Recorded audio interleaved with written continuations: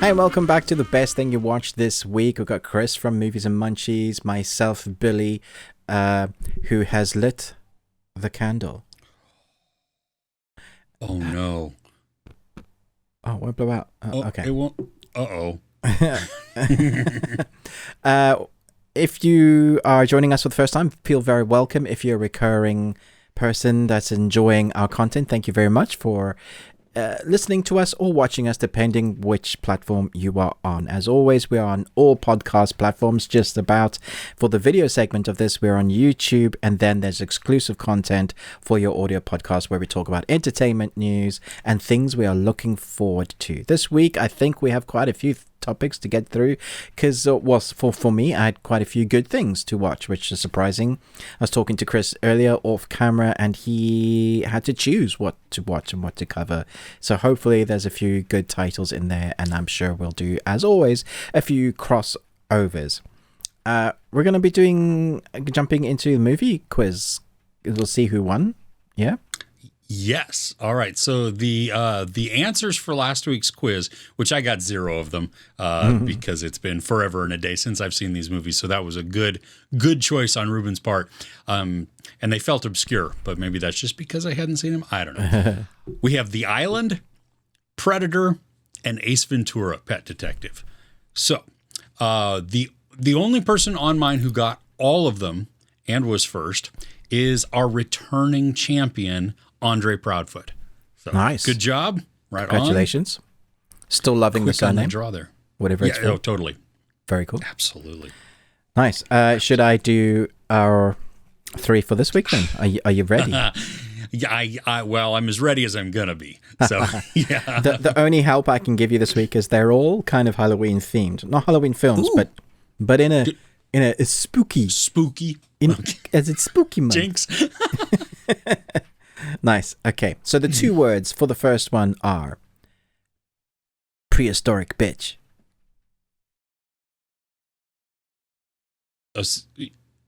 That sounds familiar.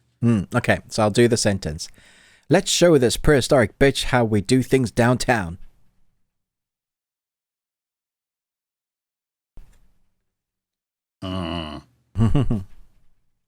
I should know this one. Okay. This one's easier. You might get this one. All right. Ghost with the most. Oh, see, my brain is locking up, but that sounds very familiar. Okay, so the full sentence is, I'm the ghost with the most, babe. I think I know what this one is. I'm pretty sure I know what this one is. Okay. Awesome. And the third one, this is such a great quote. Probably obscure for some people. I don't know everybody's seen this movie, but I love this quote. So the 2 words are, Enoch jelly. What? Okay, here we go for the full quote. Come and get one in your yarbies if you have any yarbles, you Enoch jelly though. Try. Oh, wow. So I'm trying to put on a British accent, like proper thick in it. Okay. Come and get one in the yarbles if you have any yarbles, you Enoch jelly though. From a very famous director. That's. Oh gosh. Well, that was good. I don't know. Well, I certainly don't know that last one. Should I know that one? Have I seen it, do you think? Oh, you've seen it for sure. Okay. I think. All right. I'd be surprised if you hadn't, and you would need to rectify it if you hadn't. Yeah. Cool. Okay. Well, let us know in the comments. First to get it, shout out there. That's difficult, weird, obscure, awesome though, all the way around. So right on. All right. May I ask a question? You may, sir. Okay. So would you rather attend Hogwarts or would you rather rule Narnia? Oh my gosh.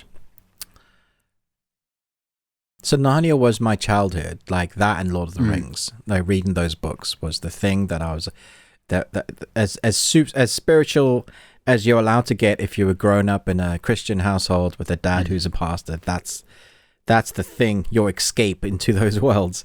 So, my immediate gut reaction is Narnia, of course, because if you remember the power they wielded and what they could do as one of the rulers. But having lived the last 10, 15 years with Harry Potter, it's a dark world, but it's so much fun. Like, if I had a wand, the things I would get up to, I would probably be sent into Azkaban. But, you know, you would try a few things with your wand, wouldn't you? It'd be worth it, right? Yeah, for sure. And all those people that are just nasty in the real world, that's probably why I won't be given a wand.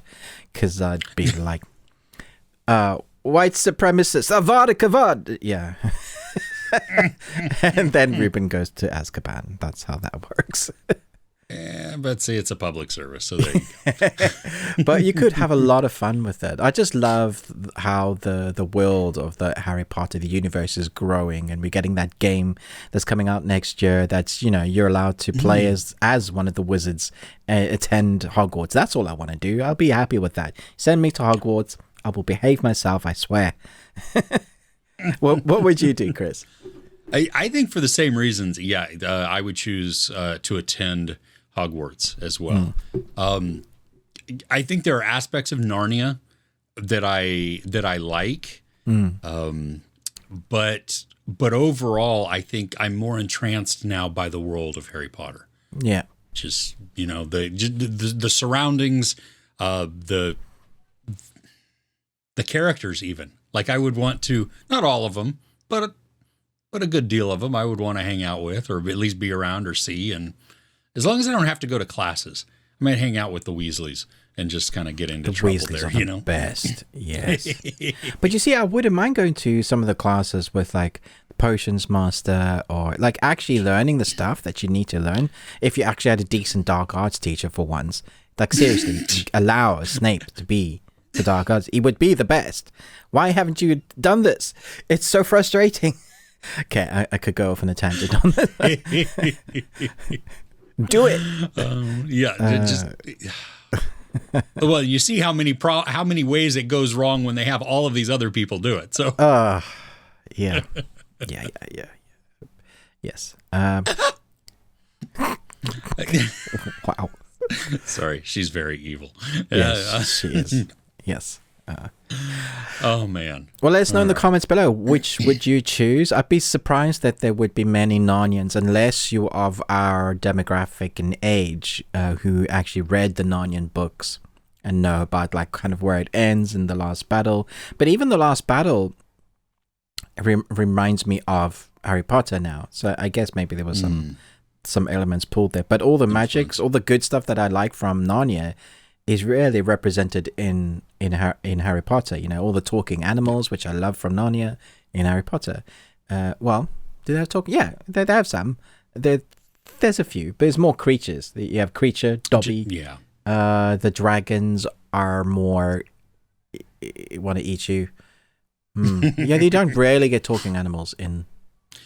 The animals are less cuddly, I think, because I think of, like, the beaver family and you know, some of those that, while they may have been snarky or a little agitated, they're, you know. Yeah, but I guess the mystical softer creatures there, they talk, because you have centaurs who talk and are obviously intelligent, and you have that, you know, goes over to Harry Potter as well. The centaurs in Harry Potter I want to know much more about. I always feel like they're not, we don't know nearly enough about the politics of what's going on there. Oh yeah, they hinted at it, but yeah. Anyway, that's a whole nother discussion. Let's get into the best thing we watched. Nice. All right. As I'm wearing the makeup.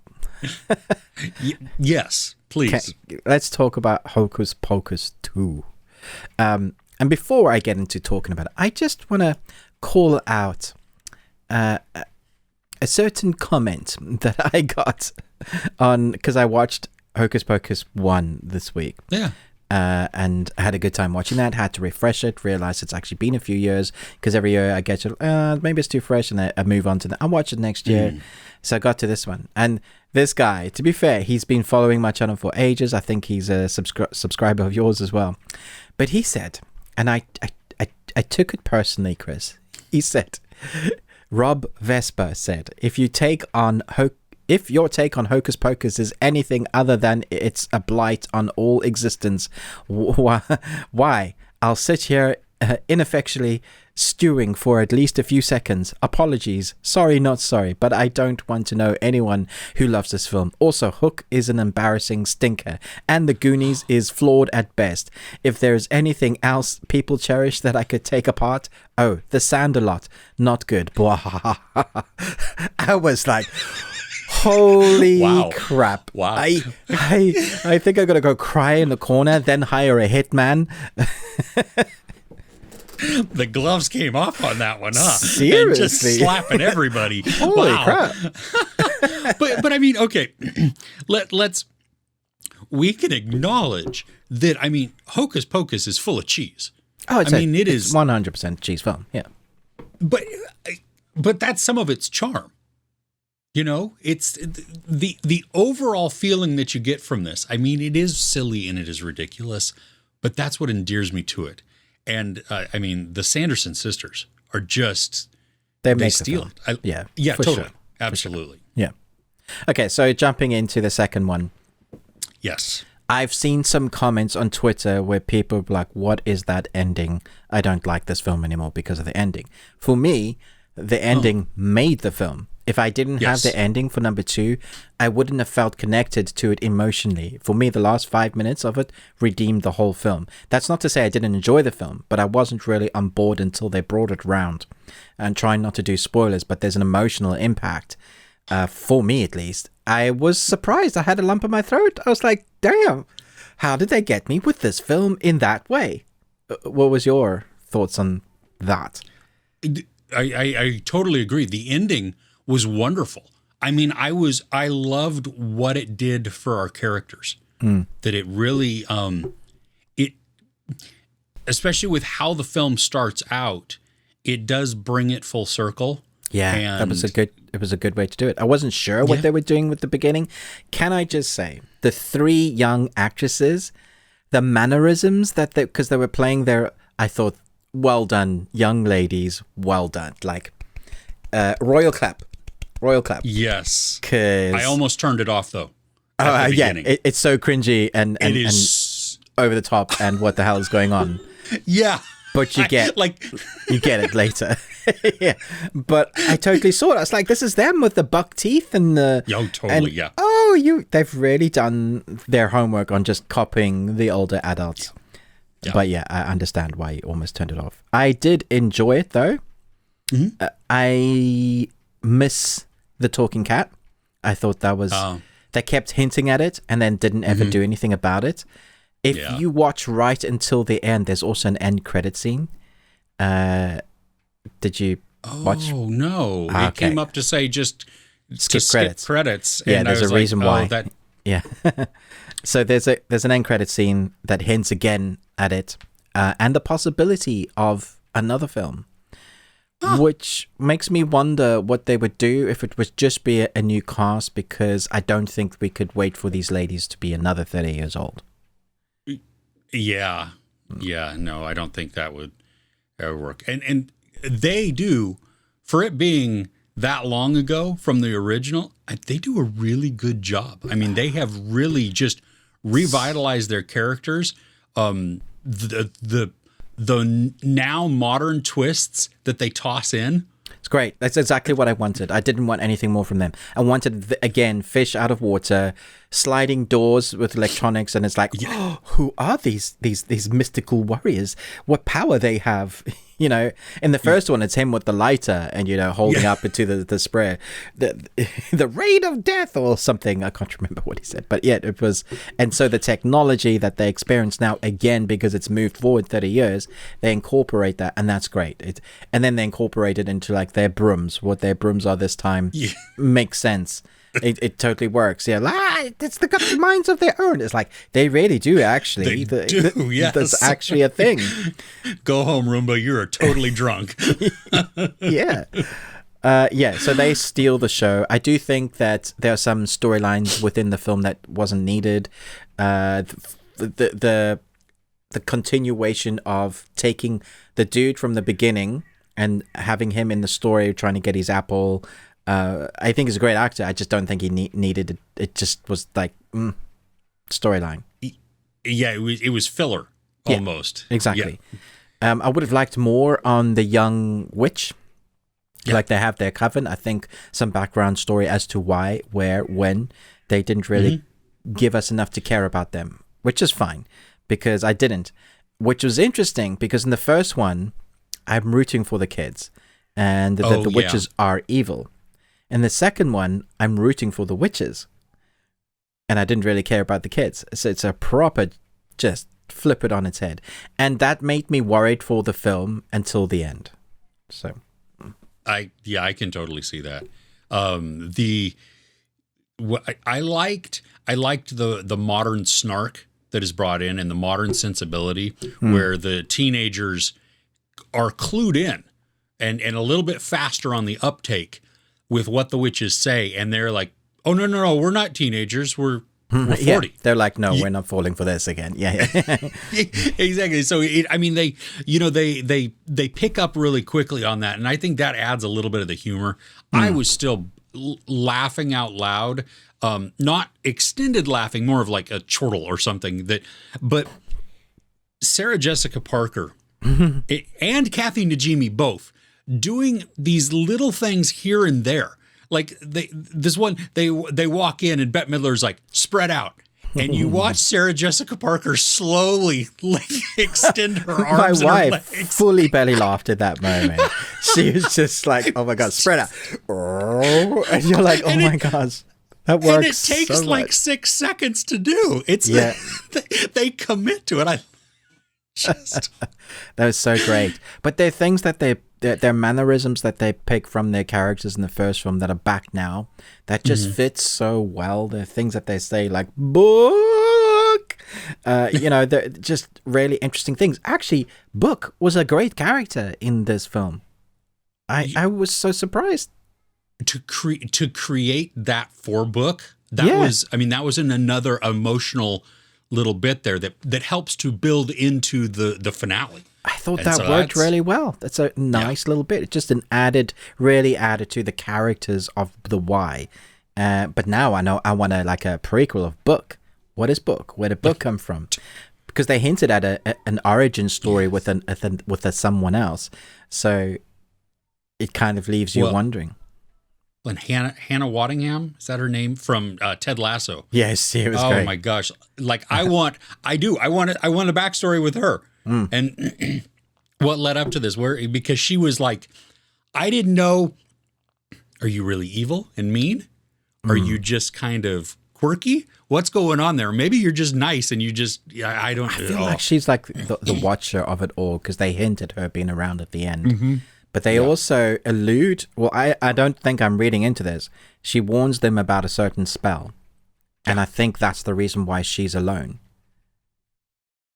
Oh. I hadn't thought about that. I just makes sense. Without spoilers. Makes total sense. Yeah, totally. Yeah. Okay. Cool. Unless you have anything else to say, what was, what's the next thing on your list? Was that on your list? No. Oh, goodness. Excuse me. That's terrible audio. I was eating children. It wasn't on my list, but I did want to talk about it. So because it was exactly what I wanted from it. I mean, when we turned it off, my wife and I were like, yeah, that was okay. It met my expectations. Like, I wasn't expecting the high art. I just wanted something that was kind of cute. And I'm glad that we got past the opening sequence. While the kids were great, I mean, that opening, it is rough. Yeah. Like, it was just like, it's long. And what is this? For one, I thought they had marketed it wrongly and it was a prequel movie. I was like, because they were spending too much time. Like, I remember the opening from the beginning, and it just didn't feel like it dragged like it the original did. We got right into it. Yeah. Anyway, yeah. Okay. So I don't even know if this is opened for you yet, which is kind of stupid. Smile. But Smile, yeah. Yeah, Has it opened up? It has early previews. Okay. So big caveat to this. It is predictable. It is obvious. You've basically seen the premise before in several different movies. And yet I was tense the entire way through. It just, yes. And thank you, Ruben. That's disgusting. And just stop that. For the audio, yeah, we're just smiling. Just Ruben's creepily looking at me and smiling without moving. But, I mean, the premise is there's this, an infection. It's not really an infection, but it's kind of an infection because it just follows from person to person, but they smile. And once they start smiling, death is kind of coming. And so it follows this psychiatrist who has a patient that comes into the emergency department, and she's freaking out, and then she's smiling, and then bad things. And then we just watch this progression, and Sosie Bacon plays the psychiatrist. That's such a great name. Right? Yeah. Well, and she's Kira Sedgwick and Kevin Bacon's daughter, and you can totally see. I mean, they're them within her. But watching her deteriorate is outstanding.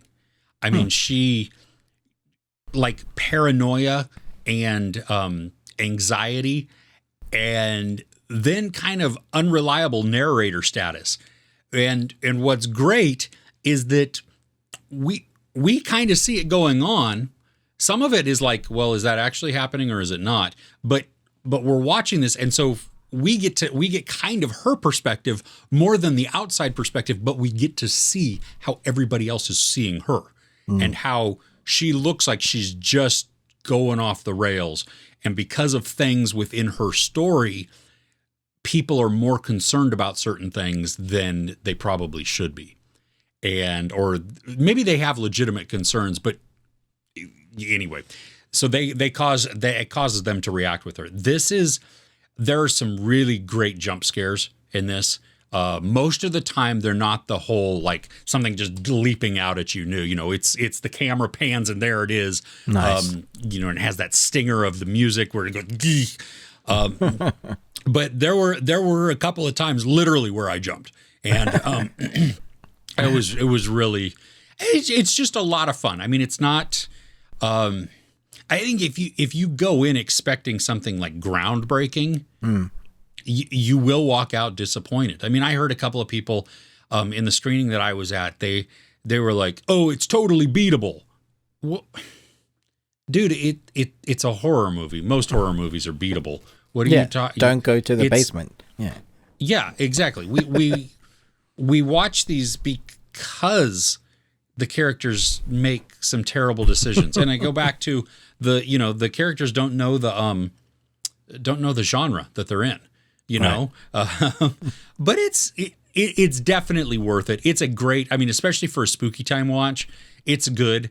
I'm not sure on multiple watches that it's going to hold up, like that you would, because it's beatable. No, because you see where everything's going. Like I was a little shocked, maybe by the decisions at the end. I can see them. I don't know. It's not that I don't like it. It's not that I love it. It's just it was not, that part of it was a little unexpected, and so I can appreciate that. Yeah. Okay.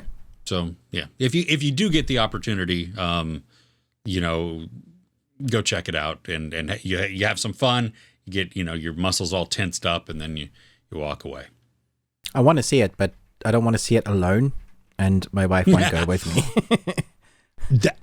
Thank you. I'm so glad you said something like that, because the theater was packed when we saw it. Wow. And this was a great theater reaction movie. Yeah, I bet. Yeah. Because they're laughing nervously. Some of them are like, oh, heck, no. Yeah, oh, I love those responses because you know that the film's got them. They're in it. Yeah. Yeah, totally. And so that was fun because it wasn't like a singular voice here and a little bit there. I mean, it was large chunks of the audience at different times going, or so, yeah. Nice. Oh, man. Yeah. There's only so many horrors I can get my wife to go with me. And yeah, that's one that I can't. There's some like posters I can get away with and the title, but a film that's titled Smile with that poster, she's like, no, I'm vetoing that. Should we continue on the spooky trail, I guess, and get those out of the way as we're... Yeah, let's do it. Okay. So here's a film that I feel like a lot of people are going to pass on by because we had some big titles come out, like Blonde, that finally came out on Netflix, and regardless of what you think about it, people are going to be talking about it. It's a big title. Sure. And then you've still got all the other big titles like Lord of the Rings and that kind of thing. And so Amazon drops a very interesting horror, but embargoes all the critics and the film reviewers around the world for 2:30 our time, 6 something your time, and now all I can see is it being overshadowed. Barely anybody's talking about it. Yep. Because it was dropping at the midnight of my time and no one's talking about it. So they seem to want to hold off and bring all the critics and reviewers together to put it out at one time, but that really ended up shooting them in the foot because the film was already out for 20 hours before people started talking about it. Really, you should have got people the day before and started talking about it. Maybe they didn't have any faith in their film, but my best friend's Exorcism was a fairly fun ride. It's predictable, you know what it is, but it's 80s nostalgic poltergeist, Ghostbusters, Stranger Things kind of wrapped into one and does exactly what it says on the tin. You know, it's like what you said. It's not highbrow. It's not thinking too hard. It has a little bit of a message, but when you get down to the last 30 minutes of the film, it's exactly what you expected it to be. And then the first half of the film is two best friends coming of age story. One's leaving, which is still fun, especially with the score and the soundtrack that you have, which I was enjoying. I did think it took her, the best friend, took too long to realize that her friend was possessed, going just off the title of the film, My Best Friend's Exorcism. So I don't think that's spoiling anything. I just think they took 30 minutes too long to get to the part where I wanted to see more of the supernatural stuff. So you're selling me on a product that isn't the product until we get to that last half an hour. Those were my issues with it, but I still enjoyed it. There were parts of it that I did like, and I loved Elsie Fisher's portrayal as a friend. I mean, because of how she constantly pursued all of these friendships, even if they weren't being reciprocated. Yeah. Like, you know what I mean? That she was being showcased as the character is just like this stand-up friend. And even though she might make bad decisions sometimes, or, you know, she didn't make perfect choices, she still was there for them and trying to reach out and trying to be there for them despite hurt or whatever. I agree that the excuse me, the crux of the film, the exorcism, is really not part of the movie. Yeah, it's there and then it's over. Yeah, yeah, and it's so minimally addressed also that it was just kind of like, I thought that the movie though was suffering a bit from an identity crisis.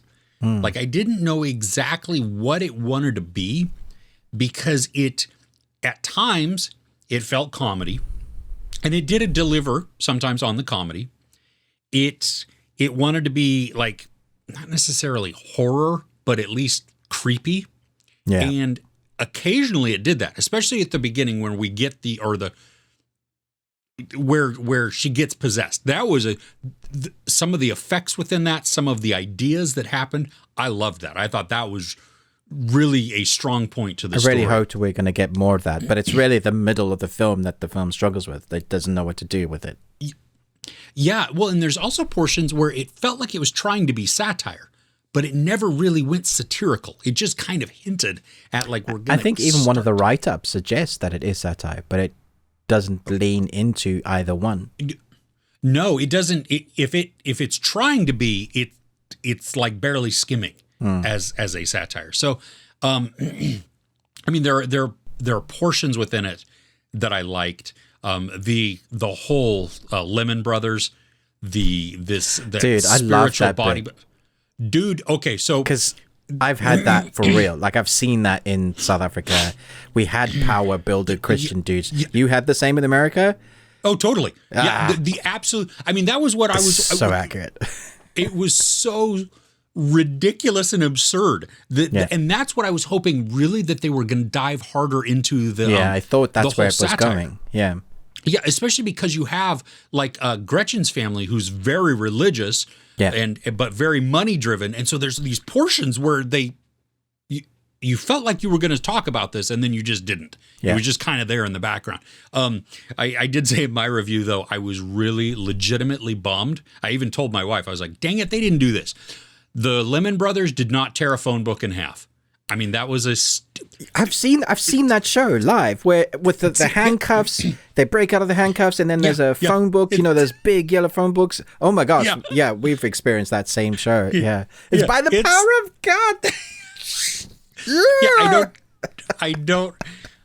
As a naive kid, you're wowed by it a little bit, and just the spectacle of everything. God is like, Christianity must be the way. Yeah, that is. Yeah, and so now I'm like, how is this even? How is this allowed? Supporting. What in the, oh my gosh. So anyway, there were parts in there which, you know, I did. And I agree. I agree. The soundtrack was awesome too. I mean, that is like, you know, just utter nostalgia there. It's just, I think at the end of it, I walked away feeling, it was okay. Like it wasn't, I thought that it had the potential to deliver more, whether it was more comedy or more creepy, or ideally the combination of both. And it just kind of, it dabbled. Yeah, I mean, I feel all that. I think I enjoyed the ending, like with one of the brothers. I like the creature feature. I thought that was really well done. I thought that was excellent, and actually more representative of what the creature would be.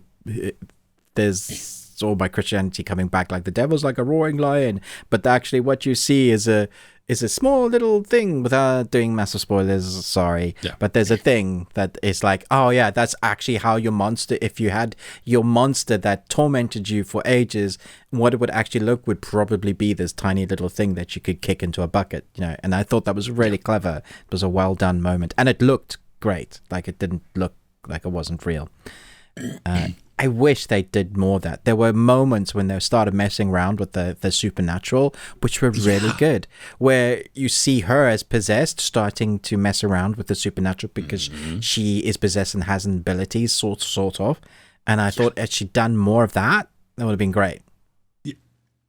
Yeah. Yeah, I think it only touched on so many things. Which is frustrating because the potential is right there. Like it's literally on the cusp. Yeah. Exactly. Yeah, I think the bones of this was great. And had they maybe chosen not to do some of the periphery stuff and just really dive into some of this and make it richer and then commit to it, I think that would have been awesome. Because I'm curious that, like, as it stands, it rides that line. Like, it wants to be, like, directed at an older audience because I don't understand all the dick jokes. That was... Yeah, that's weird. There was no need for it. Yeah. No, it didn't add anything, and it just really, it was... Because it did have a higher age, like, so it's higher teens, but then you went for, like, that's not really the script that you're presenting to us. Yeah, and I don't know if, like... That's out of touch, right? It felt like it. Well, and it felt like, okay, so you're trying to make this guy just a douchebag. Well, we already got that. Yeah. I mean, you so this jock. Yeah. Exactly. Yeah. Yeah. And it didn't make him more of one. It actually just made me like cringe when he was on the screen. Yeah, I have to admit, I didn't buy his character actually, because now we know, even if you're a jock, being the reality is you're not that dumb. You're not that stupid. Yeah. Like they made him to be so thick, like Joey from Friends, thick. And he's not. Unless there's something physically, mentally wrong with him that he couldn't retain information and understand certain things. And he wasn't that character. So yeah, I think that character's completely written. You're right. I'm giving this a 1. You've changed my mind, Chris. Okay. No. I still enjoyed it, but there definitely needed to be a fix on some of them. Yeah. I think my score is what it could be, what I wanted it to be. Oh, sure. No, that makes sense. Yeah. Well, and we try and see the best sometimes in something. Like, I wanted it to be this, and I don't think there's anything wrong with that. Yeah. Anyway, so what's next on your list? We talked about this last week because you got to see it, but I just want to briefly touch on it because I got to watch it. I'm happy to speak about this all day long, Chris. Oh my gosh. Okay, so Ruben told me about this movie and talked about it last week. It comes out on October 7th. Hopefully worldwide. I don't really understand. I think it's VOD worldwide, so fingers crossed. Okay, because it is coming to theaters also. Oh, is it? When is it coming to Shudder? There's no confirmed date, but apparently it's going there. So fingers crossed. Yeah. Well, and if you're wondering what the heck we're talking about, it's called Project Wolf Hunting, and it is a South Korean crime action horror. Balls to the wall, bloody gore fest. I mean, it is this. I don't know the last time I saw a movie that was so utterly violent. You have this criminals that are being transported from the Philippines to Korea, and they're on a ship, a cargo ship, and that's really the only thing. But there's something hidden within the ship that.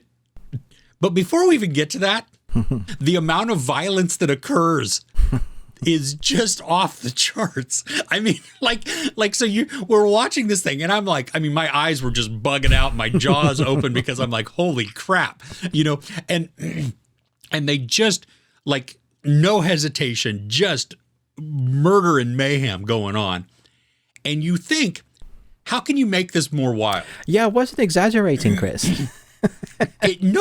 No, like what in the and then boom, I'm like, oh my gosh, just golly. I want a prequel. I want some more understanding of what's going down. But I also want a sequel because we're hinted at some stuff that is outside of the boat. Yeah. And that's where I just want, but no joke. If you like violence, this movie will deliver for you. I mean, if you're looking for blood and just gnarly kills. But I think it's interesting violence because you can watch a gory, bloody film and come away feeling icky. But from this film, I didn't come away feeling icky. I just enjoyed the ride. It's a fun ride that you're gonna go, or how much blood does one body hold? Or his hand's gonna go right. Yeah, it's gonna go right through. Cool. Yeah. Well, and I think because of the level of excitement, like I mean, there is a gross factor to it, but it also though it surpasses that, where it stops being kind of like gross and it's more of like, you react in a little bit of shock, but then I'm like, okay, what's next? Yeah, exactly. Yeah. Because remember the bit where I said the guy has no ankles, right? Yeah. But that's the thing that happens. And that's not even the worst thing that happens. Yeah, just, well, and the thing that I liked in this is that everybody's up for game. Exactly. Yeah. You can choose who you're going to like, who you want to survive, but you basically need a bingo card with all the characters. Yes. And every time someone's taken out, ding, okay, bingo, you choose your characters. Yes. Yes. Because there were so many that I was like, and there's do I want to talk about it? There is a surprise, I think, that happens, but by the time it's revealed, I already knew it. Yeah. Like, all right, I already guessed it, which didn't disappoint me. It was like, oh, I bet this is it. Oh, yep, see, there it is. Okay, cool. Let's go. But yeah, so anyway, Project Wolf Hunting is coming to on demand to theaters. Seriously, put this one on your watch list. This is if you like action, if you like South Korean action, and you just like to watch blood like sink a ship, then that's Yep. This is that happens. Yeah. Yeah. A lot of blood. Oof. Nice. I'm really glad you got to watch that. Yes. So I put you onto South Korean horror gore, and you put me onto sci-fi. And I went and watched the sci-fi, and you were like, I didn't like this movie. And I came back and went, I really like this movie. What's the movie, Chris? Oh, it's called Vesper. Vesper. Yeah, this is a sci-fi slow burn that I thoroughly enjoyed. Now, there's a moment in it which I remember you talking about where Vesper's on her bed with a human, non-human person that they're reading a book, a child's book, and Chris, you're like, why did this scene go on for so long? But I totally get it. She doesn't know what she is, and she's learning to be a mother, but not a mother. She's trying to come to terms with what it is. Never experienced a moment like this. The kid doesn't get a chance to be a kid very often. No one reads to her because it's her dad, and Sure. she's not had those animal sounds before. It's excitement, and so it's over the top and silly. But I got it as to why they were continuing. So here I can hear Chris going, I literally just heard your voice going, stop, this is too long. Oh my gosh. Like Arnie, oh my gosh, get to the chopper. Fair enough. I can see your point of view. I do say, like, I can appreciate that. I still think it went on too long, but I can see how that works. Especially with the loneliness of Vesper, that you know what I mean, and any type of connection there, wanting to elongate that as much as possible and hold on to it. So what is Vesper? We kind of just jumped into it. Nope, sure, yeah. Go for it. Vesper is a post-apocalyptic future, but not a cyberpunk world that a lot of films are depicting these days. It's more the desolate type.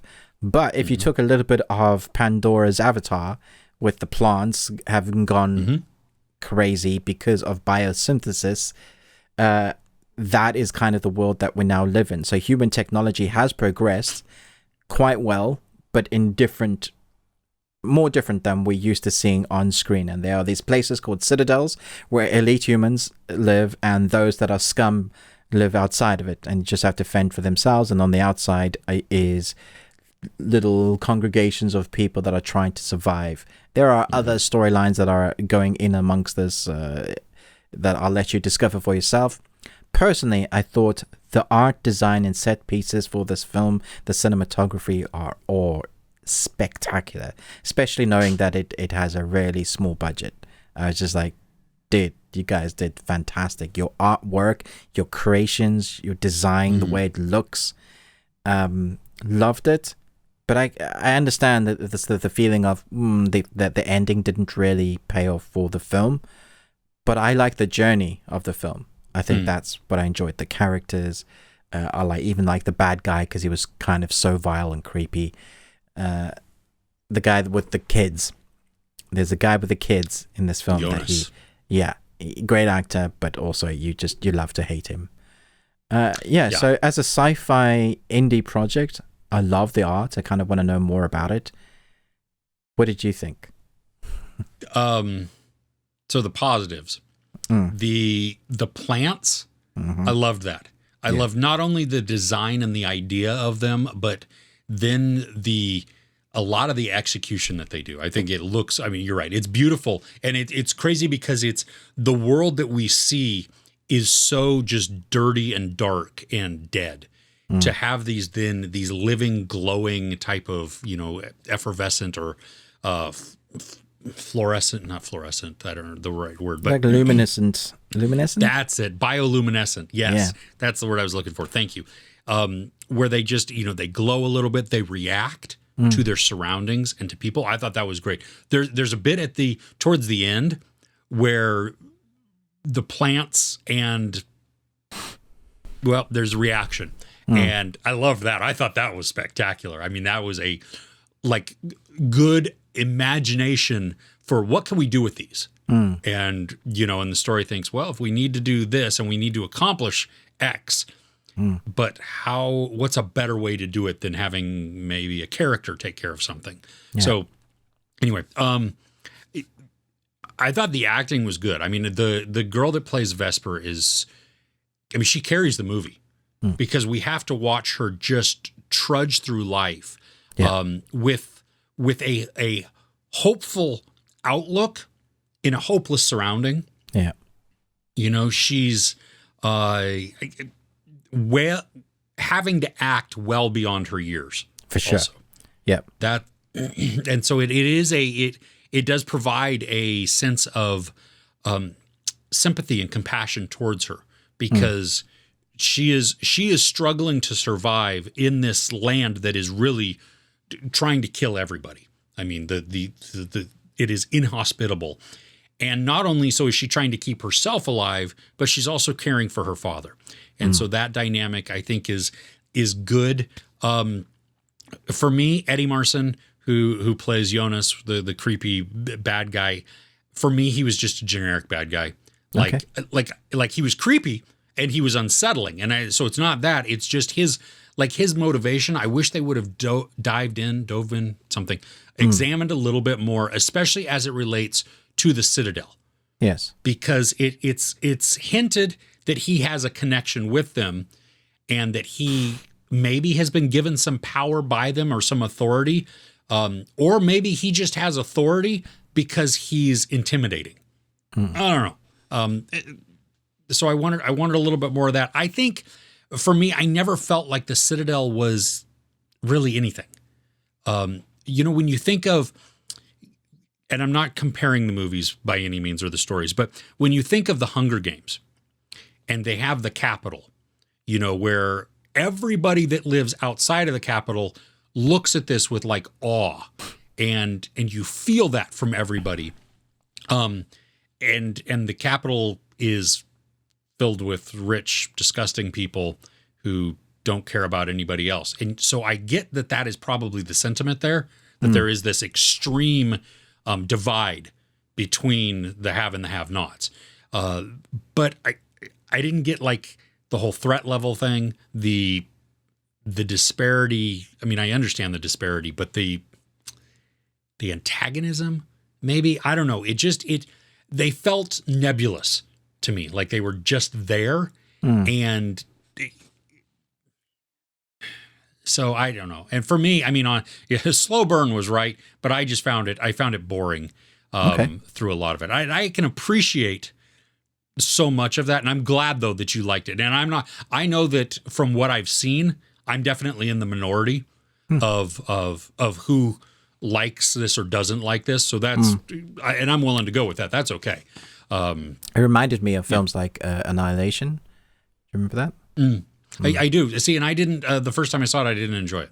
Interesting. So, and that could be because maybe I went in with the wrong perception or the wrong mindset of what it was going to be. So, yeah.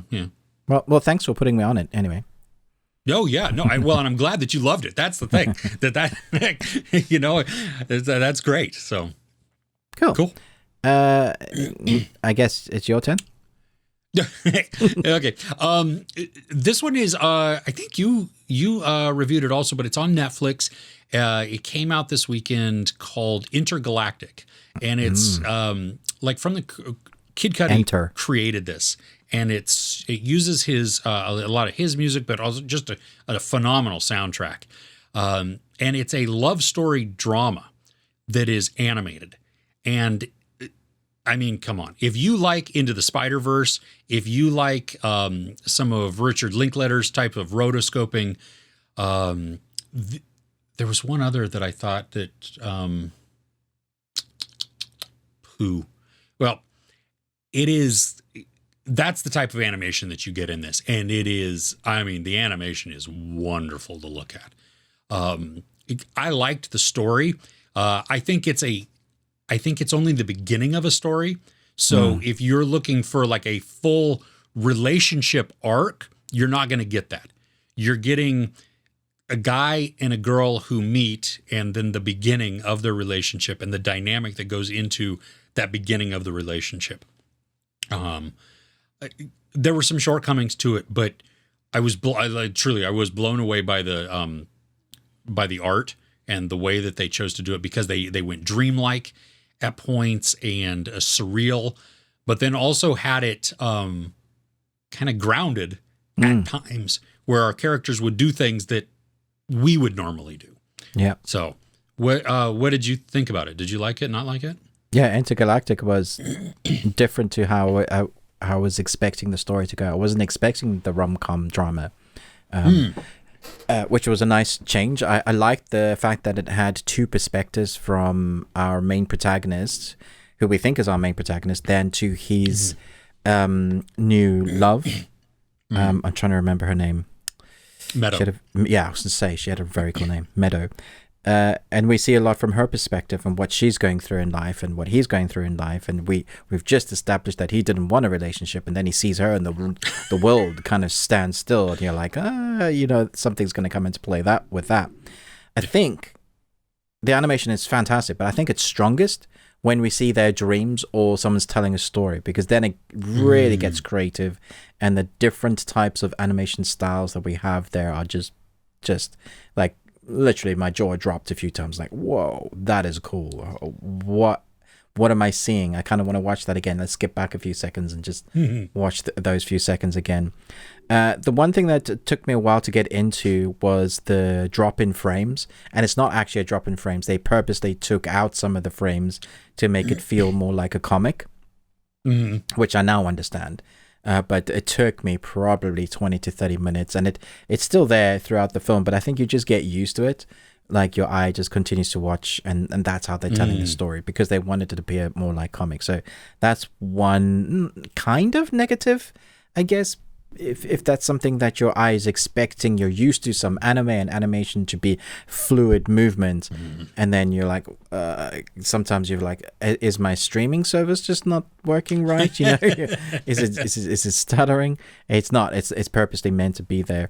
I also think some people won't like this type of music. However, I think the score and the soundtrack work perfectly in tangent with the story, which makes sense because it is his story, and it came together as like an ambitious project that actually worked out in the end. The fruition of it was just a really interesting, fun snapshot of this guy that's a comic book artist, and he meets somebody, and we get to be along that ride with him. And in the meantime, here are some very spectacular visuals. It was quite a ride, yeah. So the one thing, and I really wish I should have asked this in my review, because it stood out to me as, is this really happen? Do people really do this? But our characters, they smoke weed, which is zero problem for me. I think in the US, it still should be decriminalized. It's stupid that it's not. But that's aside. So our characters smoke weed just as a part of a thing. No big deal. Yeah. But there is a point where we watch them brushing their teeth while smoking a joint. And I just want to know if that's a thing, because it seems like that was normal to him. He just wanted to be chilled. He's going out. He's nervous. And so, but he wants to have clean, but he's also putting smoke in his mouth. Well, and I like, when I brush my teeth, like, my mouth is filled with spit and foam and stuff. Is he going to breathe in a minty weed flavor? Maybe I don't know. It made me chuckle at that, because I'm like, okay, so I'm seeing it in animation. I want to see it done in real life. That's why how did you accomplish that? How did you actually get, without like choking yourself by sucking in, inhaling some of the liquid or something that's in your mouth? Just anyway. Hence animation. Yes, exactly. So that was, okay, good, cool. Nice. Do you have anything else Yes, Netflix Okay. released a very interesting series this week called The Empress. This is a German period piece set in the 19th century. It's about two young people, a fateful encounter, proverbial love at first sight. The Emperor, Franz Joseph of Austria-Hungary, and the girl is Elizabeth von Wisselbach. I'm trying to get the names right. Princess of Bavaria. And she is the sister to the woman who's meant to marry the prince. So we have love at first sight, but the emperor is meant to marry the sister of the woman that he's fallen in love with, like at first sight. Oh, okay. So, but basically, this is Bridgerton meets what's the English one? Downton Crown? Abbey. Oh, Downton Abbey. Okay. Downton Abbey and The Crown. You mix those all together, and then you add the cinematography and the world cinema of it being, German and reading subtitles. And I thought this was one fantastic. It looked amazing. I don't often talk about costume design, but in this show, costume design and set pieces go hand in hand with the royal nature of what you're experiencing, and then the juxtaposition of seeing how people are living on the streets and starving to the decadence of the lavishness of their lifestyles, I thought was showcased so well. There's a big rebellion building storyline that runs in conjunction with what the royals are going through and the love story, and apparently it's all based on fact. It also finishes on a massive cliffhanger where I was like, oh no, what's about to happen? And then it just goes credits, and I'm like, are you kidding me? What? No. Rude. Yeah. I was really entertained. They're each an hour long, 6 episodes, but like they just flew by. Very, very entertaining. Yeah. That's nice that you don't feel the time, because sometimes, with the dramas, it weighs on you there. There's enough to keep you engaged. There's lots of people getting up to mischief. The costumes, it's not action, but the drama is action. Does that make sense? Like there's a lot going on. You're wondering who's going to say what that's going to get them banished or beheaded, something like that, or sent to an asylum because you don't agree with the current way things are run. So you're going to step out as a woman and decide that you're going to stand up for your right to party or not. I'm trying to avoid spoilers, and then you're like, no. You can jog on, and all your family are going to be decimated as well. It's that sort of power. You got to be careful what you say, when you say it, who you say it to. It's very, very entertaining. Yeah. Nice. All right. I had it on my list. I didn't get the time to see it. Yeah, so a lot. I'm glad to hear that it's good. Yeah, it is. It's very good. I do want to talk about Lord of the Rings Episode 6. Okay. I still haven't seen it. So you haven't seen any? Okay. I've seen episode. we have a little bit of a delay sometimes. Slight delay. I've only seen the first 2 episodes. Okay. So I've got a good binge session ahead of me. You're in for a treat. I will. Okay. 100% do no spoilers in this. Suffice to say, for me, this has been the best episode yet. And anybody else who says this series is wrong, is bad, you're wrong. 'Cause dang. Wow. Well, did you know that this week viewership of Rings of Power surpassed House of the Dragon? Wow. That doesn't surprise me, because it keeps getting better and better with each episode. Nice. That's why. Great character building, real character building, rather than, oh, my characters need to be this thing from this thing because that's how it was established already. No. They had to get there. And now we're seeing why they got there, how they got there, what they look like. The score, oh my gosh, every episode I'm just like, damn, the score's so good. And literally this episode is like, damn, the score's so good. Every moment I feel privileged to be watching it. It's that sort of thing. Like, I'm so glad I got this. I can't wait for you to have seen it and then come back and talk about some of those moments you enjoyed. I'd be surprised if you don't love this. Like, I'm a huge fan of Lord of the Rings, but I'm absolutely loving every episode. But this, for me, without doing spoilers, there are moments in battle, real world moments of who's going to survive, peril for your characters, that you're just thinking, yeah, this is not going to end well, but has such a nice, remember when they did this in Lord of the Rings? this is similar to what's going on now. Like, there are moments it's like, oh, that moment, and without doing spoilers, that moment, this is exactly like that. They get the light and the dark really well. The use of light and dark, as in like the darkness brings this, but a new day will bring this. It's so reminiscent of like the lore of what they say, obviously, because it's Lord of the Rings, but they do it in the right way. But it's also its own adventure. Loving it. It's so good. Outstanding. Oof. Yeah, I think, because is episode 6 the most recent episode? I think so, yeah. Okay, so see, that means I've got a wonderful binge session. Yeah, you do. I'm pretty jealous, to be fair, yeah.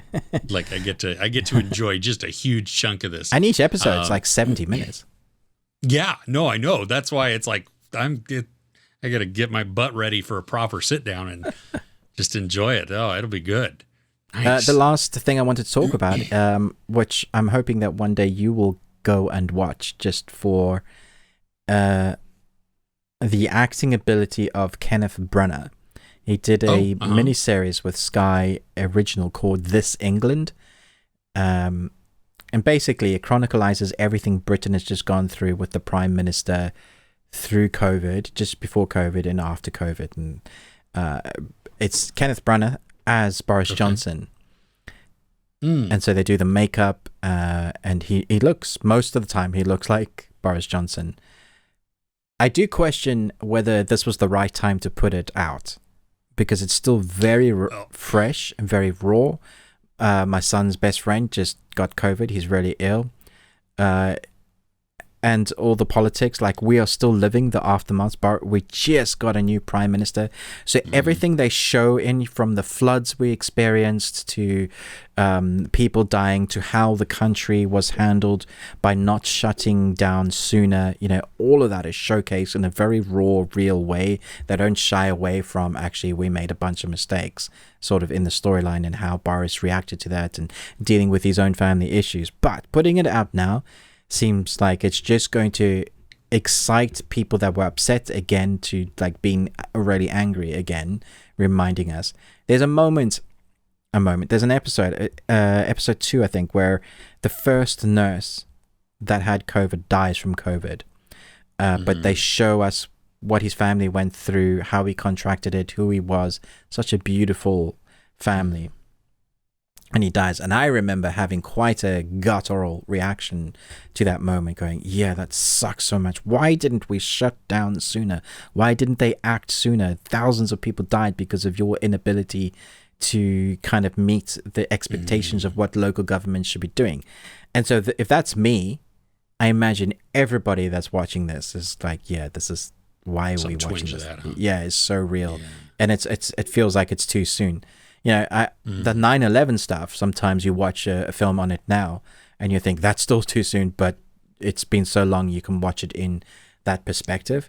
But I guarantee no one's going to watch it like a movie about that the first 6 months after, or...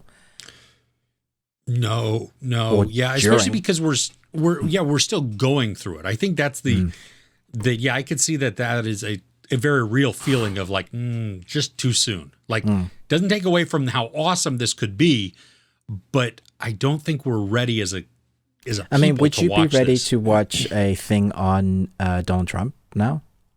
Has enough time passed? No, because we're still dealing with it. Yeah, we're still dealing with. Yeah, exactly. Yeah, so it's the same sort of feeling. Yeah. Totally. Yeah. But still worth it. Worth checking out. Just phenomenal. Well acted. Just very, very raw. So I'm not being rude. I'm just looking at all my things that I wanted to talk about. There was so much. Have you heard of a series called American Gigolo? I have, with John Bernthal. John Bernthal. Yeah, so that's just started airing. There's 4 episodes out for that. We just watched the first one today, and can I say it's harrowing. Like, really? I also want to protect John Bernthal, because I think that man is a phenomenal actor. Like, yes, seriously, everything I see him in, he just knocks it out of the park. See, he plays a gigolo who gets framed for murder, and he then spends 15 years in jail for a murder that he did not commit. And then the same detective comes to him and says, "Oh, we made a mistake. You're free to go." Yeah. And so then the story is him trying to come up with a life, trying not to be bitter and broken. You don't get any like money back from the government. It's literally just, sorry. Like if I was him, like I would sue up the wazoo, man. Like seriously, that's 15 years of my life. There's got to be some recompense there. Anyway, so we see him as this character trying to figure out who or why he got framed for murder in his job as being an American gigolo. And then you see how broken he was because he was like at 14 or something when he started to become, he was forced into that lifestyle. First episode I've seen so far is flipping good. Like it's great TV. It's on Showcase, which is on Amazon through Paramount Plus. Oh, really? Paramount? Yep. Okay. Yep. Huh. So that is one I just wanted to, like, I've only seen the first episode, but so far I'm just like blown away going, yeah, this is going to win all the awards. I also saw, and I watched my first thing on Freevee, which used to be IMDb TV. It was fine. Yeah. The adverts were really short. They were like 6 seconds, which is fine. Nice. Yeah, it just kind of came and went. So I was happy with that. I realized I hadn't actually ever seen Hellraiser. So I'd heard my friends talk about it. I've seen the trailer. So I went to watch... The first one? The first one, yeah. The very first one. I don't think I've seen any of the others. I just know of it in the zeitgeist of the world. I know there's loads and there apparently a lot of them are poo.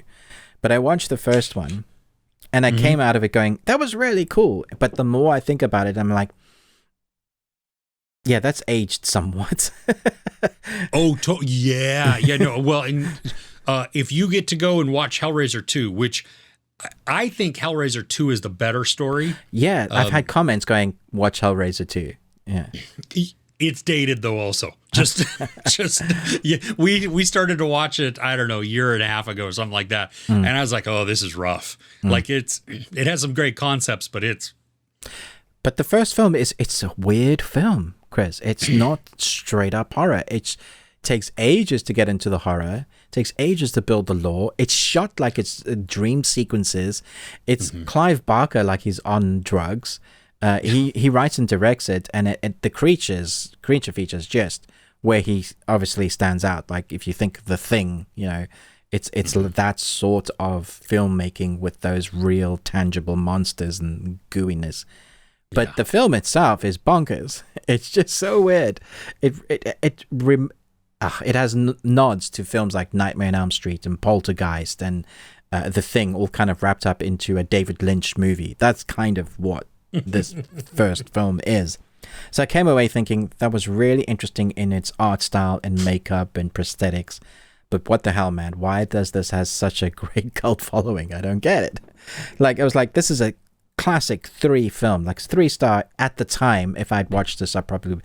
But if I'm looking at it now as a film and a story, the more I think about it, the more that score just drops. So I'm interested to see what they do with the remake, because I've heard good things. I've heard good things about it also. So I haven't seen anything past Hellraiser 2, which for me is just fine. That's fine. Yeah, it's all good, Chris. Exactly. Yeah. Oh, goodness. Was that everything from this week? Yeah. Do you want to... We had talked about...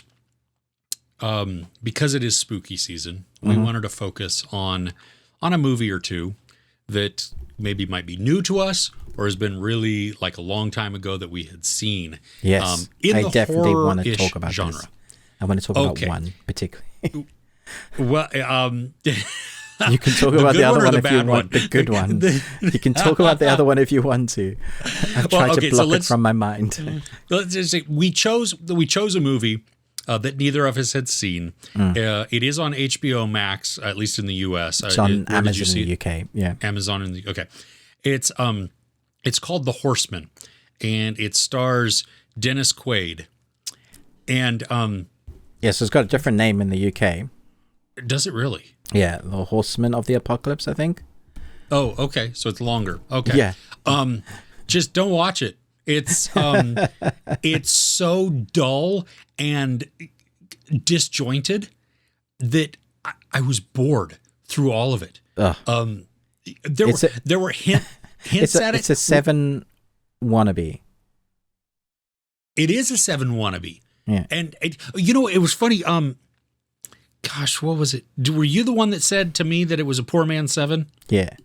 Yeah, because that's right, because I had told my wife while we were watching it, I was like, this is a poor man's 7. I mean, it was hilarious. Yeah, it was so. Yeah, just don't. Do yourself a favor and don't. Yeah, it's not worth it. So just avoid it. If you see it on there, because I think the concept, or at least great. the write-up, there's makes a story there that makes it really interesting. Yeah, but it's not this movie. No. No. Yeah, no. All right. So we moved on. Mm-hmm. We chose a different one. We did do that. And Ruben liked this one a lot more than I did, but I still got some enjoyment out of it. No, as well. don't tell me that. Yeah, no, it was. No. There are parts that I really enjoyed. Right. So but it is Dog Soldiers, mm-hmm. and it's the greatest movie ever. I'm not sure about that. It's dated. To be fair, it's dated now. Yeah. It is. The filmmaking is dated. And you know what? It reminds me, because I just recently watched last weekend, I watched 28 Days Later. And that filmmaking is also dated. Yeah, it is. Yeah. Like the techniques and the quality and all of that, it is dated also. So you got that. This Dog Soldiers is is it a spoiler to say what kind of creature feature it is? No. It's on the poster. Okay. It's a werewolf movie. You have these Scottish, UK soldiers, at least. It's in the Scottish Highlands and stuff, or the mountains. Mm-hmm. They're on maneuvers, and something weird happens. They come across somebody who's been attacked, and then they have to go shelter after they make an escape, and that's where the zaniness and the attacks come from. Just this werewolf. Is that a good enough synopsis there without giving too much away? Yeah. Okay. So talk to me. Simon Pegg was offered a part in the film, but he turned it down after Edgar Wright offered him his first horror role in Shaun of the Dead. So we could have never had Simon Pegg in Shaun of the Dead. He could have been in this instead. That would have been a travesty all the way around. Yeah, right. I can't see him in this movie though. No, it doesn't work. Yeah.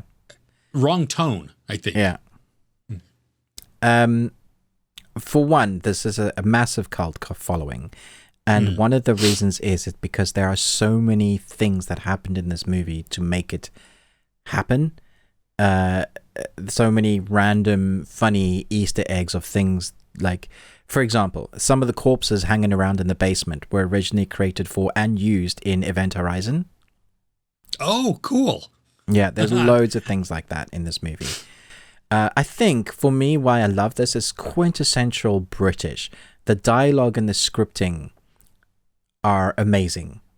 I just loved the characters. Sean Pertwee, there's a scene where he's on the bed. He's been injured or clawed, right? And they need to glue up okay, so this is what you're going to love about their scene. When you watch it, if you haven't seen it for the first time, he actually is drunk. He's fully sloshed. Is he really? Yeah. Oh, that's funny. Okay. Also, the punch you see that he gets, the first punch broke his nose for real. Oh, damn. But he kept on doing the scene. That's what I'm saying. This film has so much cult lore and following to it. There's so much that has gone on in the making of this film. The prosthetics, that makes me appreciate it more. Oh, it's so good. The costumes that from the werewolves, right, which are great. There are real world dances in them because they try to get the wolves to move like dancers to make them. The thing is, they could not see at all. I can believe that. So they were moving like they were always drunk around it. Like if you're looking at the eye line of the wolf and the wolf was not actually looking at the person, that's because they don't know where the person is. There's no amount of, hey, look down, look left. Yeah, it still didn't quite work. There's so much that goes in. There's some werewolf films that just don't stand the test of time, that just age badly. And this has aged, like, for sure. Yeah. But I think the scripting and the characters of the team, the people, That's why I remember it so fondly. That going back to it, I was laughing and giggling because I was like, "Oh, that's not." And why is the time of day different throughout the shoot? Like, there was so many shots. Dude, there is a point where it is the middle of the night. And the amount of bright light that is coming in through the windows, that's Kirsten said. We're just gonna say it's because it's full moon, right? Yeah, that is a very full moon, because that full, was like full moon. I mean, there was more light coming in than would be during the daylight. It was just so. I mean, they had massive budget constraints. They didn't actually get to film in Scotland. The exterior shots that were from the helicopter scene were the only shots that were actually shot for Scotland. The rest were somewhere else for tax breaks. The lot of the shoot was all during the rain and was just messing up shots. So the reason why you see different time of days shots is because they just had to film when they had these actors around. Yeah, it was just continuous nightmare to shoot, but this is what they got in the end. And I was just like, yeah, I love it. Well, and there is some tension within this. As you know, when the chase begins, I mean, it's like there's a heightened, and because the camera, I think, is shaky and the editing is kind of poor, it actually adds to the overall feeling of this, where you're like, I did like that I picked out two movies that came later that drew inspiration from this. So at the very beginning, which I thought, honestly, the first 10 minutes of the movie are almost unwatchable for me. Like, I was just like, oh gosh, Dog Soldiers? Yeah, 100%. Yeah, it's bad. I thought the scripting was odd, the filmmaking was bad. I was like, I hope it's better than I remember this, because seriously. Yeah, my wife was like, can why? We not? Yeah, exactly. And I'm like, no, let's give it a chance. But the opening scene, the Kingsman pulls an idea from that. Yeah. There is another chase scene before our soldiers get to this house where they shelter in that Tucker and Dale versus Evil uses. Yeah, of course. And I just thought I thought that was really cool. I thought that, you know what? So people, whoever those films saw this and was like, ooh, that's a powerful scene, or that's very unexpected. We're going to use that, you know? And so that was good. The, let's see here. The negative, I think, is the twist at the end that we get. You see coming 10 years ago. Yeah. I think saw that at the beginning. Yeah, exactly. Yeah. So and that could just be age. You know what I mean? Like, at the time that it came out, maybe that was like, ooh, well, didn't necessarily see that coming. I don't know. But I think if you like one more thing that I wanted to see, and I was just bummed. I liked the look of the werewolves. I thought they were menacing because they're so tall too. Yeah. You know, I thought that was great. I wish, though, we would have gotten a transition scene that. Yeah, I don't think they had the budget for it. There was one that looked so bad of the woman. It was the girl. Yeah. Oh my gosh. It was like the color was all blurred, and it was like they didn't know how to show it. Yeah. Because think back to like An American Werewolf in London. Yeah. Like, that is incredible. Like elongated, pulling. Yeah, we needed something like that with the hands. Even that would have been good. Yeah. Exactly. Yeah. Just something to show me this, because you would see characters fall behind something and then pop up as a werewolf. And it's like, ta-da! Yeah. You just know that someone's like, okay, get your suit on. And yeah. So dang it. I just wanted some of that, because I think it would have enhanced, you know, because there are those tense moments. And I like that, you know, so we're in a contained setting, and our soldiers, while they have guns, are running out of bullets, and good grief, the line from Kevin McKidd of like 3-round bursts, save your ammunition, and then the very next shot, he's like, I laughed at that. Okay. Do you know Kevin McKidd cracked a rib, I think, on the first few days of shooting, but he hid it from Marshall because he was worried that it was going to be replaced because Jason Statham was originally due to do his movie, but then got called to do Ghost of Mars instead. So he wanted to make sure. So he did it with a broken rib, but like. So if you see him with a grimace in his face going, that's because he's in pain because he's got a broken rib. Wow. Well, that's dedication. And I think it adds a grittiness to it to show like he just, he looks like he's not having a good time. Not having to act too much because he's... Exactly. The film takes place in September 1st and 2nd, where Germany and England are having this football match where this one character is he really wants to have seen the best football match of like many, many years. England beat Germany like 5-1 or something, which is amazing. There was a recorded full moon during that match. So it's accurate in the storytelling. Yeah. That's cool. I love that. Fun. It's so good. And the only reason why super glue was included in the movie was because the director found out that's what they used. That's what super glue was created for in the Vietnam War. So they took that and put that in and made that to stitch up. And I thought, see, there's so many little bits that they keep adding on. That's cool. That's cool. I mean, I think this is good for a one-time watch. You have to understand that it is dated in its production value. You just, so I think if you understand that going in and you know that, okay, so it's trash for the first chunk of minutes. Yeah, it's bad. Then then it starts to get into it. And then once the chase begins, even though it's kind of vague of why, there is some tenseness there. I really thought you were going to switch it off and say, sorry, I couldn't, because there is a dog that gets shot right near the beginning. And I was like, I don't remember that at all. That's true. I'm glad that they do not show it. Yeah. And I think they do that to really establish who that character is. Yeah. Like how ruthless and how terrible of a person they really are. Like it's just unfeeling, don't care.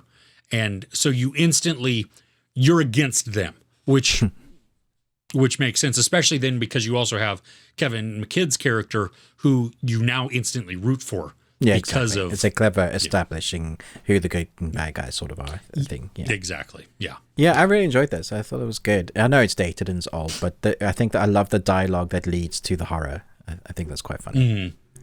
Yeah. The banter back and forth is just the way the soldiers speak to each other. You get the group that they've been together for ages. There are moments like how they react to the circumstance of what they call each other. Yeah. It feels like a family. There. Yeah, absolutely. Only a family could be that disrespectful for each other that actually won't piss them off too much because they're family. Yeah. Exactly. Yeah, they've been through crap together, so it's earned almost. So yeah. Yeah. Nice. Cool. Okay. Anything else? We good? Mm-hmm. All right. Well, hey, we thank you for watching this kickoff to the spooky season. You can like, share, subscribe. Ruben with the Ruby Tuesday. Me, Chris, with Movies and Munchies. Check out our Patreon opportunity at patreon.com/thebeardedones.